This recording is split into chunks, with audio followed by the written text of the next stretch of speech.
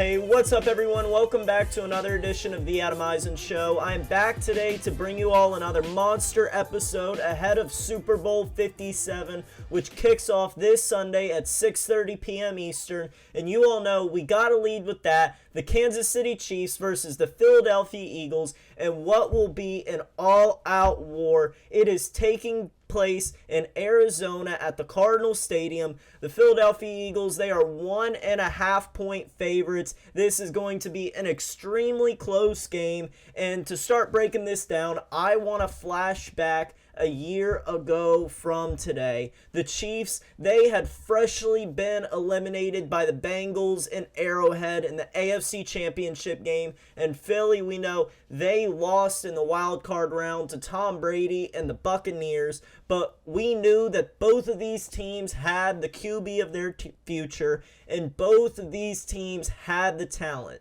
But they needed to do something to shock people. What did Kansas City do? Kansas City, they went out and they traded away their fastest guy in the league, one of the best receivers, Tyreek Hill, freeing up over $20 million in cap space, which led to them signing Juju Smith-Schuster, Marquez Valdes-Scantling, numerous other guys that all went on to help them make it back to a Super Bowl. And Philly, they went out, traded for A.J. Brown from the Tennessee Titans, got a number of other players, and both teams were superb in the draft. They showed how to run an organization and how to buy in when you know you are right there, when you know you could be at the Super Bowl in the next season. These are two teams that showed that if you go out with the already talented roster and commit, you can get there. If you commit, you can commit and get there like the Rams did and the Bucs did in the past 2 seasons. Now, this is going to be a flat-out classic of a game. There's not going to be another way to spin it. There is a new way to do things in this league, and it's fully by looking at these two teams. You can't tell me that when you're set up, when you have the roster, that buying in and selling your soul for a Super Bowl is not worth it. Philly, they were set up well enough a year ago for this. Sure, every once in a while, we are going to see a team that grows its guys naturally, kind of like a Green Bay where they don't get any free agents. They're going to grow their guys naturally through the draft, and they'll go on to make the Super Bowl and possibly win it. But there is a new way to do things now in this league, and it is to sell your soul for a Super Bowl. In a league that is so cutthroat, in a league that you can be replaced after just a couple bad weeks of football, in a league that the average length of an NFL career is only 4 years. Making a Super Bowl, winning a Super Bowl, that buys you a few years where you can actually build and establish a good team through the draft. Because once these guys like Hurts, Burrow, Herbert, Lawrence, Jackson, once these guys are off of their rookie contracts, these teams are going to struggle paying everybody and going to have to decide which year they want to go all in. Which years are we going to have to sit back and be happy with the wild card or divisional round, and which years are we going to pick to spend all our money to go all in and get the city of Cincinnati, the city of Baltimore, the city of Jacksonville a Super Bowl. Now, I just brought up Trevor Lawrence, and speaking of Lawrence, I said this last year, and there's a clip of me saying it. I said after the Eagles lost to Tampa Bay that they would be in this exact position. They were just a couple players away, and they could potentially be in the Super Bowl the following year, and that's what happened. And I'm predicting the same thing for the Trevor Lawrence and the Jacksonville Jaguars. They already have the pieces. We saw them come back down 27-0 against the Los Angeles Chargers and Justin Herbert. They just need a couple of guys, which they will get with Doug Peterson in there in the offseason. He knows how to recruit. He knows how to draw guys in. And Jacksonville's going to be a scary team next year. But back to the Chiefs and the Eagles. We know this is going to be an all-out war. And the one thing that I can take away from this war, from this battle that's going to occur on Sunday, is there is a new way to do things in this league. Teams are going to have to start deciding which year they want to go all in. They're going to have to decide which year do I want to sell my soul for a Super Bowl, and what year am I okay only making the wild card round. Now, transitioning on to another topic, I want to talk about a little bit, not too heavily, but the Green Bay Packers and Aaron Rodgers. I'm sure, as you all have seen, non-stop headlines since the season has ended. And at this point, after having 4 or 5 weeks to think about it, to decide what I would like to happen with Rodgers, I cannot find another reason for the Packers to kick this can any further down the road. Literally, I've thought about it. Since 2014, when the Packers lost in the NFC Championship game against the Seattle Seahawks, we had a complete meltdown in the final 3 minutes and lost a chance to battle Brady in the Super Bowl. Literally, since that year, since that NFC Championship game, the Packers have been kicking this can down the road. They've been restructuring deals. They've been sending cap space into the future, and they're hoping that Rodgers can just get it done one more time for them, so the Packers, so Green Bay, so Wisconsin is not the laughing stock anymore that they already are for having back-to-back Brett Favre and Aaron Rodgers and only getting 1 Super Bowl out of each of them. But here's what I'm hoping. I don't want the Packers to kick the can anymore. I think it's time for us to trade Rodgers, to start worrying about the future, worrying about cap space, or else the team will not have successful year for 2 to 3. The cap space is so beyond screwed. You look at the New Orleans Saints and what they did with the final years of Breeze's career. Because Breeze, if you remember, he kept flirting with retiring and then coming back, and we didn't know what was going to happen. So the Saints, they kept kicking the can down the road, waiting, re-signing guys, floating cap, and then the Saints have been screwed for 2 years and are going to be screwed cap-wise for a 3rd season. There's no way around it. There's no way to get out of it. Now, with the changes to this league the last few years, with the elite level of play, with fast-powered offenses becoming the new norm, the Packers, they have to start looking forward to that future. They can't just expect Aaron Rodgers to do it all. And now, by trading away Rodgers, they will accomplish multiple things. They will relieve $30+ million in salary cap. That's enough for 2 players. They would acquire numerous draft picks for him, including probably a couple first-rounders, if not 1 minimum. And they'll probably get a player out of the trade that they're in need of. Player that I like to think about is Darren Waller for the Raiders. We've been hearing Rodgers in Las Vegas and Devontae going around. I like thinking of Darren Waller. But going out, relieving $30+ million in salary cap, acquiring numerous draft picks that you need being in Green Bay, Wisconsin. Guys don't come to Green Bay, Wisconsin. This is one thing we know for sure. Green Bay, it's not a free agent spot. Guys don't like going to Wisconsin and dealing with the snow for 4 months out of the year. They would rather be in California making their millions of dollars. And who wouldn't be? But us having things like not having a president, the cold weather, the only selling factor being Aaron Rodgers. You have to build yourself through the draft. You have to build yourself through trades. And that is what this Aaron Rodgers trade would do for this team. That's why the Packers need to take the matters into their own hands and stop kicking this can down the road. Trade Rodgers optimally to Vegas, get a first rounder, maybe a player like Darren Waller, since we need a tight end so bad. Then the Packers, they would have 2 first-round picks. If you trade them to the Jets, we could potentially have 3 first-round picks. Use your early one from Vegas on a receiver and surround Jordan Love, who has showed you flashes. Do not deny it. Jordan Love has showed us flashes in the game against Kansas City and the game against Jalen Hurts in Philly. He has showed you flashes. And with the right pieces, I believe he deserves 1 year. Darren Waller or Schultz, another reasonable tight end. Christian Watson, Romeo Doubs, a receiver out of the draft. Hell, maybe go talk to DeAndre Hopkins a little bit. Aaron Jones, A.J. Dillon.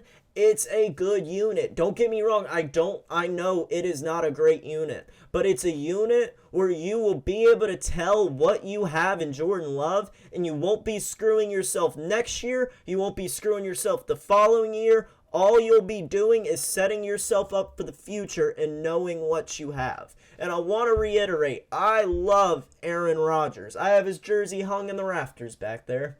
He has provided Green Bay a lot. But like all great organizations, you need to know when it's time to move on. This is Titletown. Vince Lombardi came from Green Bay, Wisconsin. That Lombardi Trophy is named after a Green Bay Packer head coach. We're not competing for NFC North titles. We're not competing to win the playoffs. Or we're not competing to win a playoff game. We're competing for a title. We're competing for the Super Bowl. And to screw yourself over for 2 to 3 years cap space wise, just to get another half-ass year with Rodgers, where you know you'll go 8-9, 9-8, maybe squeak into the playoffs. I don't see a point in that any longer. The can has been kicked too far down the road, and it's time to stop.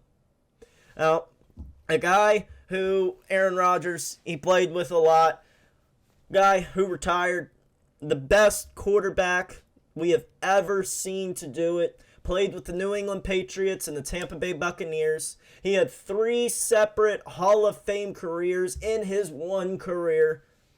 And I'm here to say Tom Brady, who just retired, I don't think he's done.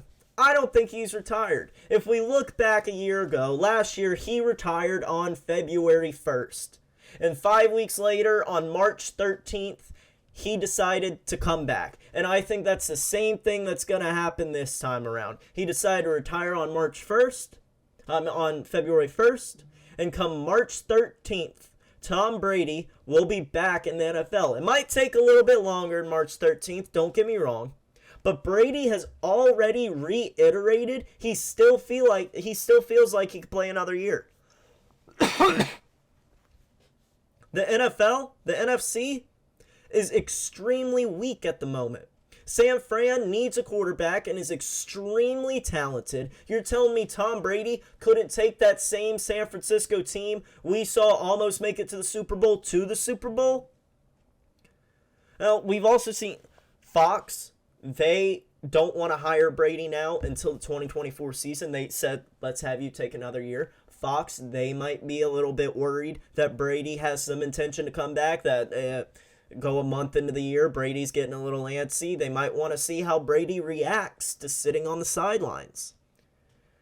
Now, he can hold out till closer in the season. He has time with his family, with his kids. He would avoid a lot of the unnecessary off-season workouts that he would have to go through. This is a guy who's been in the league 25 seasons, 25 years. He doesn't need extra work. Gronk has even said he was shocked that Brady retired. I don't see a world in where Tom Brady does not come back.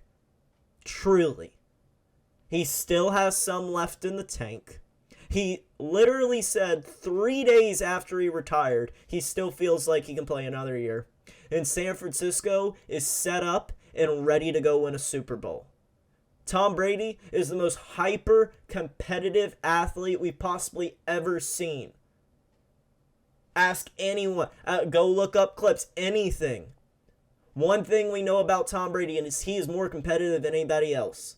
And he is not going to be able to stand sitting on his couch for an entire NFL season, not doing one thing to do with any team, not having anything to do with anything. I don't think Brady can take that. Now, one more NFL topic, but one or two more NFL topics really before I get into my big category for the day, what I really want to talk about, LeBron. But before then, I want to talk a little bit Sean Payton and the Broncos.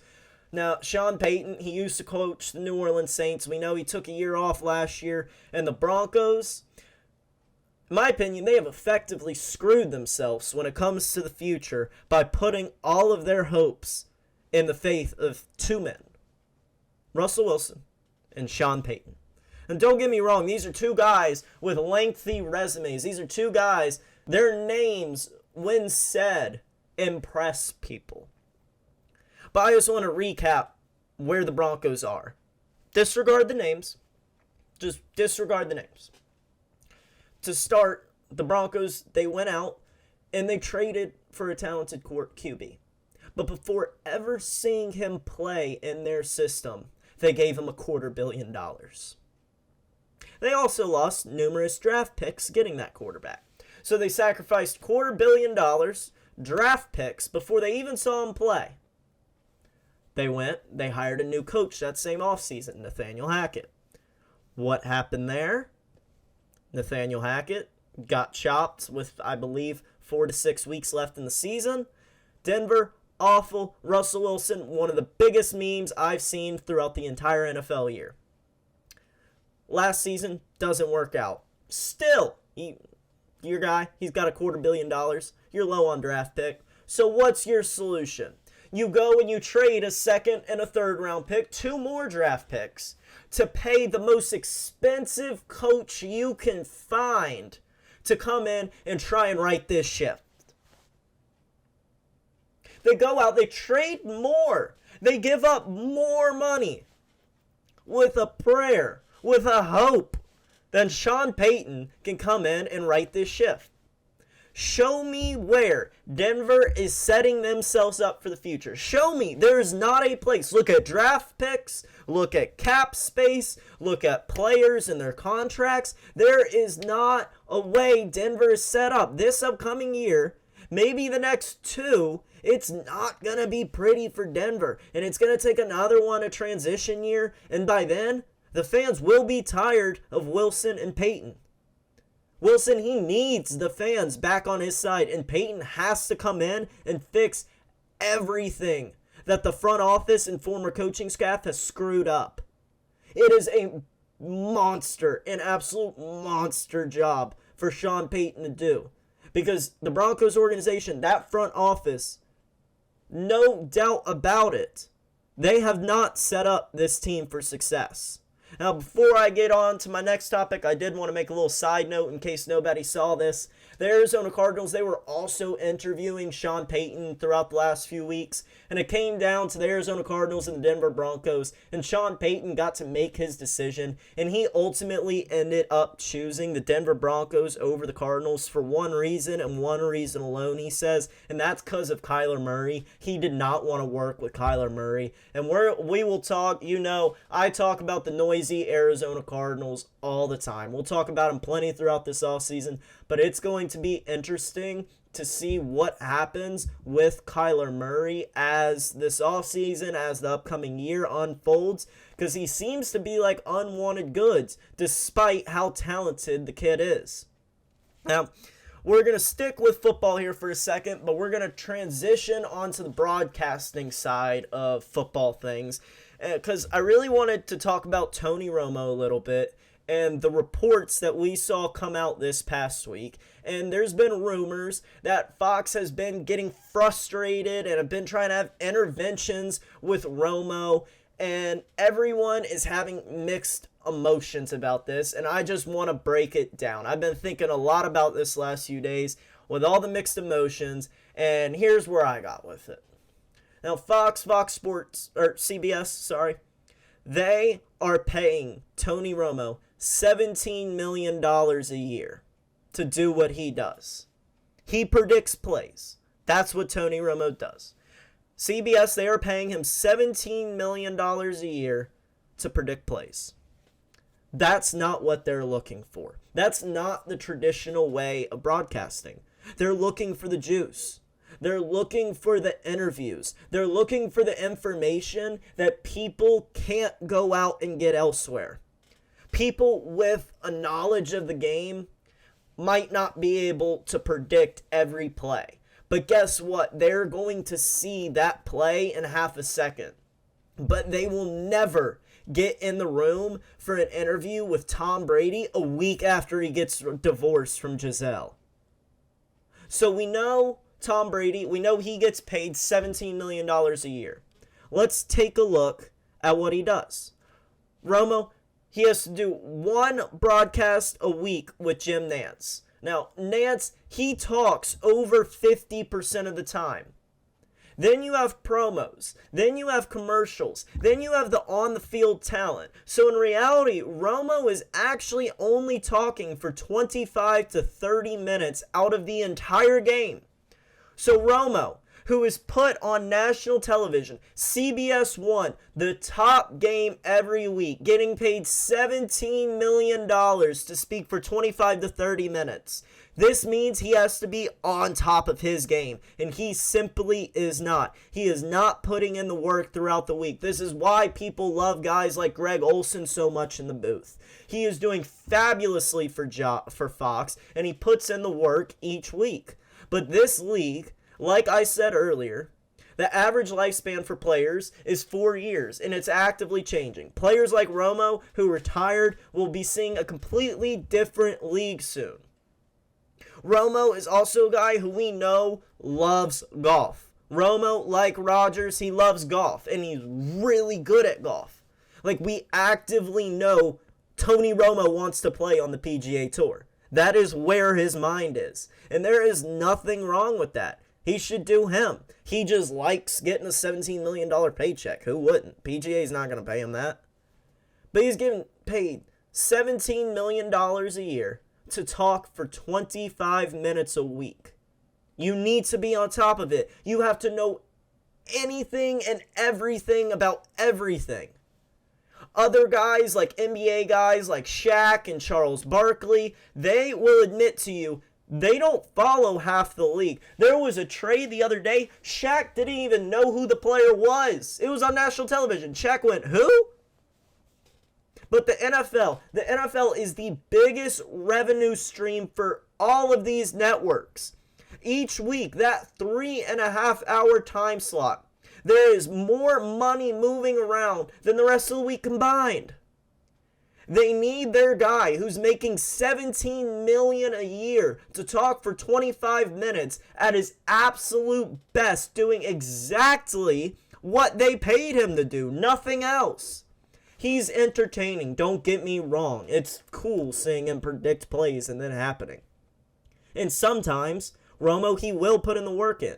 But majority of the time, he's winging it, and you can tell. And people love Greg Olsen because for 6 days a week, he tries his ass off, flying around the country, asking players for any interview, any insight whatsoever. Just for that 3.5 hours, he can be on top of it and teach everyone something new that they didn't know prior. Now, CBS, they are attempting an intervention with Romo, and that piece of information to me, that only gets out if CBS wants it out. Obviously, that information would never get out, and I would bet you Romo's agent called CBS and said, we're expecting you to say that that's not the case and it's a fake report and that's a rumor. CBS, they're tired of this. Make no mistake about it. That intervention, it did take place. They're paying this man $17 million to talk for 25 minutes a week. If that was you, if that was $17 million coming out of your company, wouldn't you want that worker to be doing exactly what you ask him to do? Regardless who he is, how good he is, regardless. You're getting paid $17 million, talk for 25 minutes a week. Put in the work, put in the time, get the job done. This is what Romo wants to be doing. If he wants to go play golf, good for him. Go play golf. But he can't be getting frustrated over this because CBS, they're paying him for it. This is what they're paying him for. It's a job. It's something a lot of people don't realize when it comes to NFL players and all these guys because they're looked at like celebrities. This is their job. This is their paycheck. This is what they're getting paid to do, and this is what they live off of. He signed up for this job. Now it's time for him to go to work. Now, transitioning to my last topic for the day, I want to talk a little bit about the NBA, a little bit about LeBron James. Now, we know this past week, absolutely monumental thing happened. A record was broken. The all-time regular season points record held by Kareem was broke by LeBron James playing for the LA Lakers against the Oklahoma City Thunder. And honestly, guys, I don't think LeBron James is getting the credit he deserves for this achievement. Now, if we talk about this record to start, it's a record that we thought would have never been broken. The amount of points, Kareem had 38,300 and I think 38, 36, something like that. I don't know the exact number. That amount of points, it was one of those records like Brett Favre's Iron Man streak that no one ever thought would be broken. But LeBron slowly chipped away and got there. Now, I say I don't think he's getting the credit he deserves. And I don't think it's because people don't respect LeBron. Obviously, we all respect LeBron. We know that he is great. But this is the second athlete ever that I think has left people with this feeling. It's him and it's Tom Brady. They have been so great, so dominant, the best for so long that there is fatigue. It's like it's natural to them and natural to us. The thing about Michael Jordan's popularity is he left the sport and then he returned. So his career, it had multiple stories, multiple sagas, multiple fragments to it. There was college Michael. There was early can't beat the Pistons Celtics Michael. Gets Pippen and becomes the king Michael. Baseball Michael. Returns, loses to Orlando, which many of you like to not talk about or bring up, all you Michael Jordan fans. Returns, loses to Orlando Michael. And then goes on to win 3 more Michael. And then breaks up, heads to the Wizards, see ya Michael. Now, LeBron's career, while it has had different teams, it has not at all had chapters or sagas or breaking points like Jordan's has. He has been great, established, dominant since day one of stepping into this league at 18 years of age. He has been averaging 25 plus points per game forever against professionals. This is the same guy who went to a decade straight of NBA Finals, who took a team of nobodies there at 22 years old. He didn't have a college story. He was just great. There was no college chapter. Sure, he changed teams a couple times, but guess what? The play never stopped. He never let up, and he's been the best player in the league, pound for pound, without a doubt, for 15 plus years, period. There isn't this arc. There isn't this mountain that he climbed and he got to the top and he saw the top and then he fell and then he climbed back up and then he fell again. There was no climbing. There was no falling. There was no falling again. All it has been is peak. There was no slow start, no bumpy middle, no rocky end. He changed teams, but went finals. I could repeat it 5 more times. There has not been a lot of swings to LeBron's career. He's got the longevity, and I believe that's why so many people dislike LeBron, try to hate on LeBron, and why so many people love Michael Jordan. I've said this before. People bonded with Michael. Michael, he was humbled with what happened to his father. baseball. It humbled him. Michael Jordan, he was at the top of the mountain. He was at the top of the world, sitting on his throne, back to back to back NBA championships. And he got humbled. And then he returned. He fought back. And that's why people love Michael.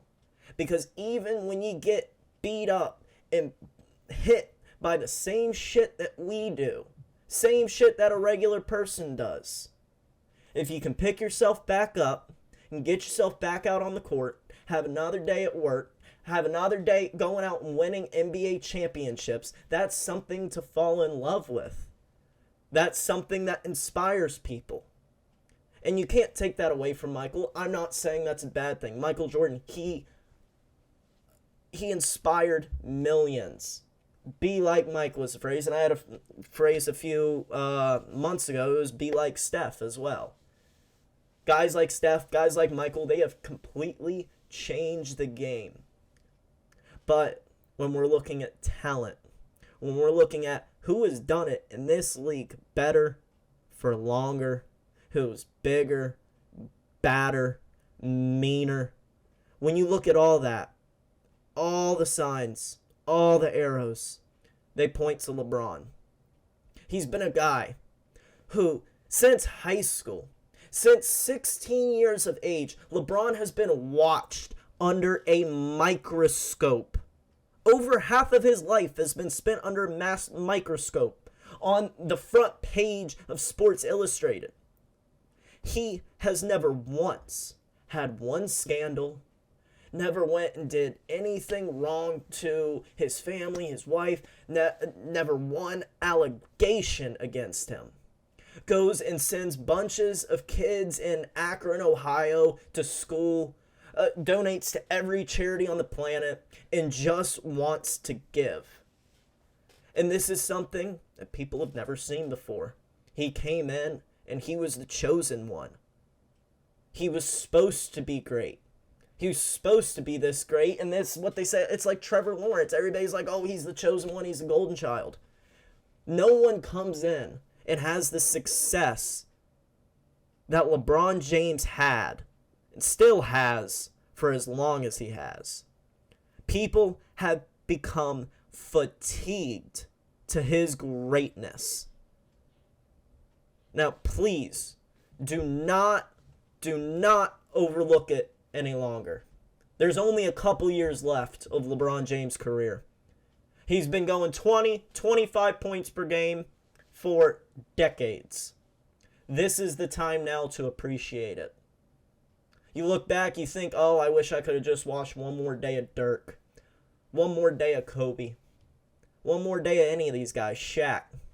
Well, you got a couple years left to LeBron. And I think it's time for everybody to stop hating on this guy that people have become fatigued to and start realizing this is a guy that we've been beyond lucky to watch.